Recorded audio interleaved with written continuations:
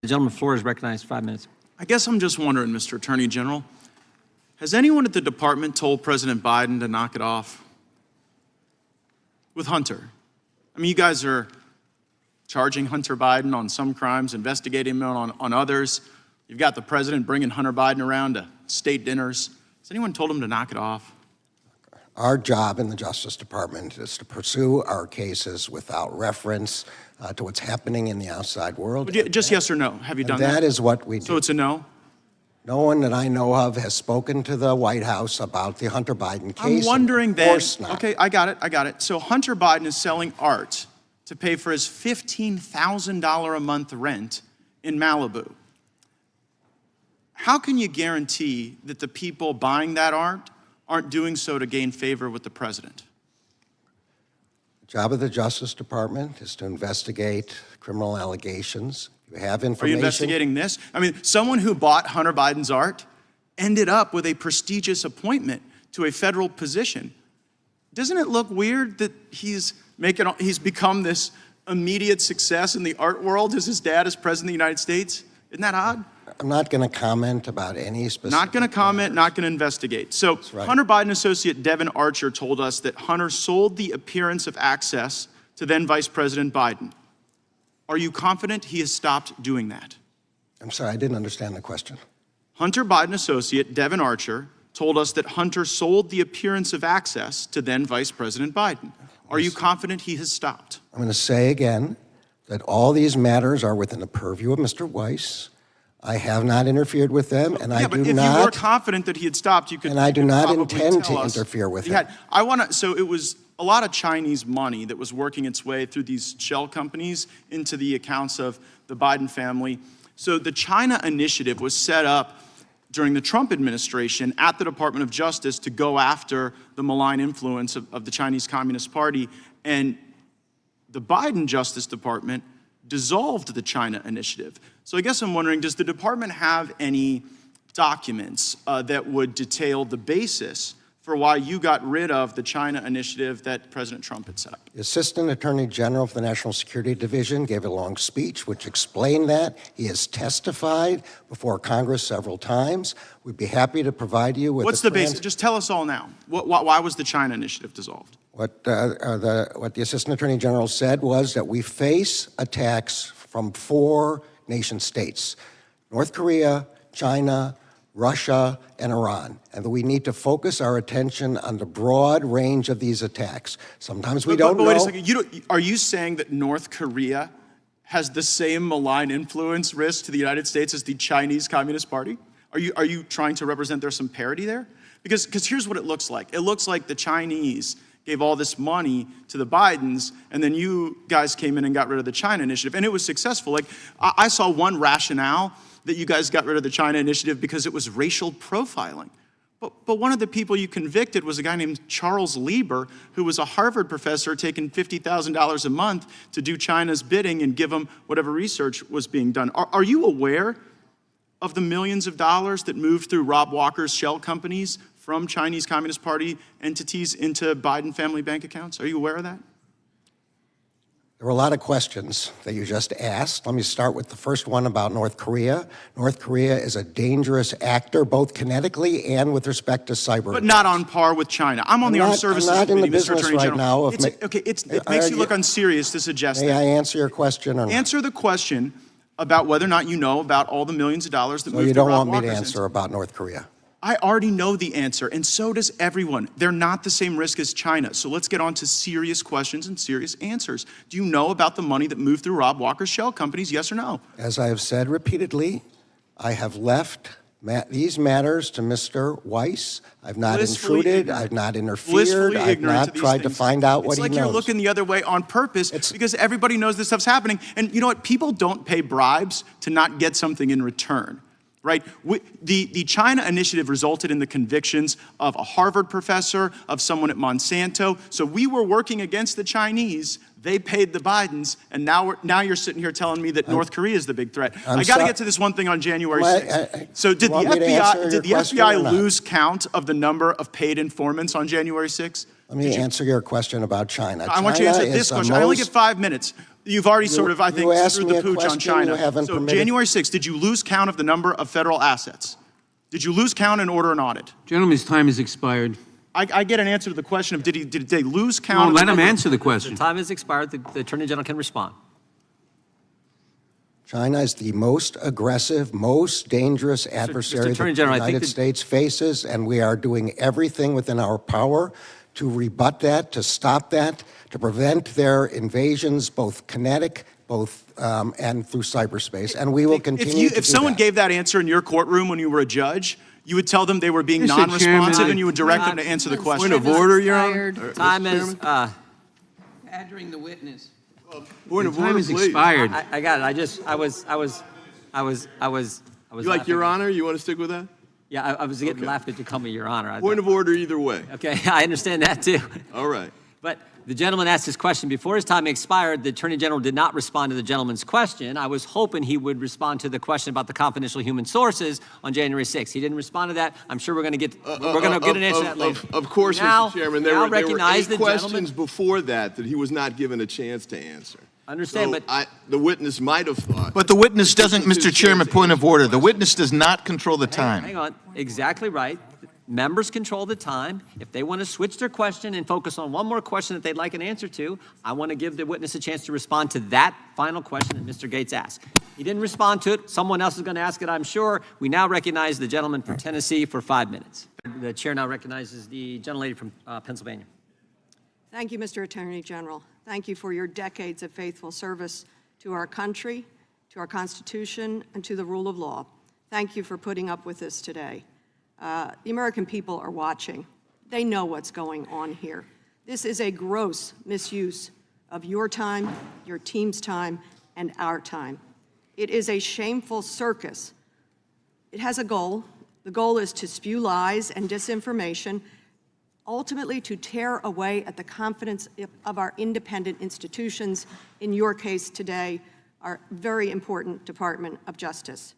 That's the exact MO of a former president. Tear away at the confidence of our independent institutions, whether it's our electoral system, the Department of Justice, the judiciary, and independent news media. The American people are watching this sham. But it's not just a circus, it's dangerous, and you know that, and you have mentioned that. I believe that these fictions and fantasies are dangerous. Dangerous for you and the 115,000 public servants with whom you work. Dangerous for national security. Dangerous for communities' security. Dangerous for the rule of law and our Constitution. All at the same time of a looming shutdown. The other side of the aisle cannot govern. And so they have this hearing, which was supposed to be oversight, and use it as a big distraction because they are failing to govern. Imagine if we go into a shutdown. What does that say to your members of your department? What does it say to our service members, U.S. troops who would be training, fighting without pay and without confidence in this country's governing ability? It's a great distraction. So let me pivot to something I care about, and I know you and your department cares about. It is Recovery Month. And for families like mine with a member in recovery, every month is Recovery Month. So I thank you for what you are doing on the fentanyl crisis, the overdose crisis that has claimed 110,000 lives in a single 12-month period. 300 souls a day, every day. Souls who have died while we were in this hearing, every day. What is the department doing to combat the trafficking, to combat the amount of fentanyl on the ground? As DEA has said, there's enough fentanyl on the ground right now to kill this entire population multiple times over. Tell us about your important work in fentanyl. Well, Congresswoman, let me begin by saying I share your personal concern and grief over this. I have met with the families of children, of teenagers, of elderly people who have become addicted to fentanyl and who have died from fentanyl. Everything you're saying is correct, and it's a catastrophe for the country. So as a consequence, The Justice Department has poured its resources, particularly from DEA, with FBI assistance as well, and with fugitive arrests by the Marshal Service and with gun tracing by the ATF into the entire process by which fentanyl reaches the United States. So we have sanctioned the precursor companies in China. We have indicted some of them for their violations. We have arrested some as far off as in Fiji and brought them back to the United States. We have traced these precursors to Mexico, where they are made into the fentanyl pills. Fentanyl costs about 10 cents to make. It can be sold on the street in the United States between $10 and $30. You can see what the enormous profit motive is here. So we must stop the cartels themselves. I have, as I said, traveled to Mexico twice in order to work with our counterparts in the military and law enforcement there. I thank you for all of that. I want to just pivot once, and I want to do anything I can to partner with you on this issue so that we stop losing people. I traveled recently with the Foreign Affairs Committee to The Hague, met with the extraordinary folks, the top prosecutor and his able team. They were very complimentary of the Department of Justice and your work. Can you tell us about your important role, or America's important role, in war crimes, especially in light of your powerful history? Yes, I'm happy to. So I've traveled to Ukraine twice and to meet with the Prosecutor General there. And I'm going to meet with him again this week here, and he has met with me several times here. The Justice Department is pursuing the war crimes from Russia's unlawful and unjust invasion of Ukraine to help to investigate war crimes over which we have jurisdiction, to help the Prosecutor General in Ukraine investigate those prosecutions. I was, I believe, the first cabinet member ever to visit The Hague, the International Criminal Court of Justice, and to meet with Karim Khan, who is the chief prosecutor, to talk about our cooperation in respect to the investigations that they are doing. I've assigned a Justice Department prosecutor to the investigatory body that's been set up in The Hague for the crime of aggression.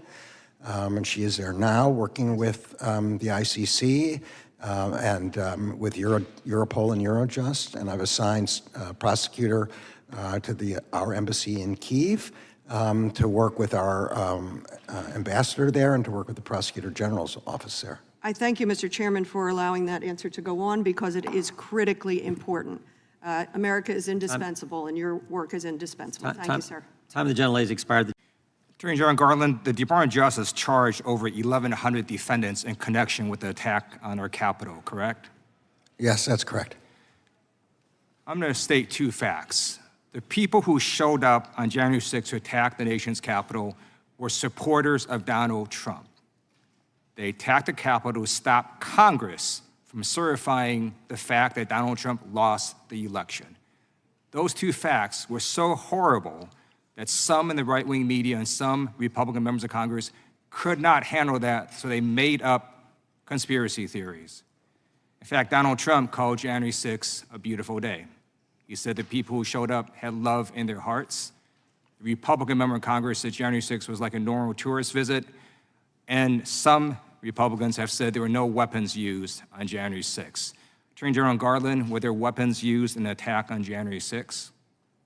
Yes, in the video you already saw some of the weapons that were used, and there are obviously many more and many, many hours of video. Another conspiracy theory is that somehow the FBI actually orchestrated this attack. So I'm going to go through some cases that have gone through completion and resulted in sentencing.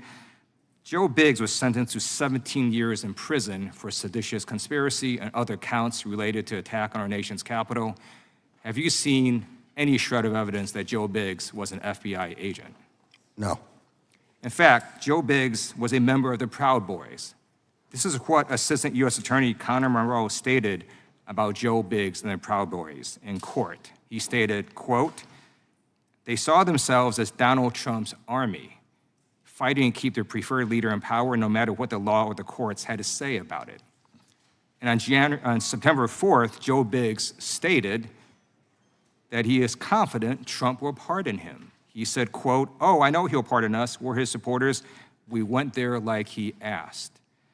I'd like to now ask you about the case of Stuart Rhodes, who was sentenced to 18 years in prison for the attack on our nation's capital. Have you seen any shred of evidence that Stuart Rhodes was an FBI agent? No. In fact, he was the founder of the Oath Keepers, a far-right paramilitary organization. Rhodes asked Donald Trump to call them up as militia. And I'd like to ask you about Enrique Tarrio, who was sentenced to 22 years in the attack on our nation's capital. Have you seen any evidence that Enrique Tarrio was an FBI agent?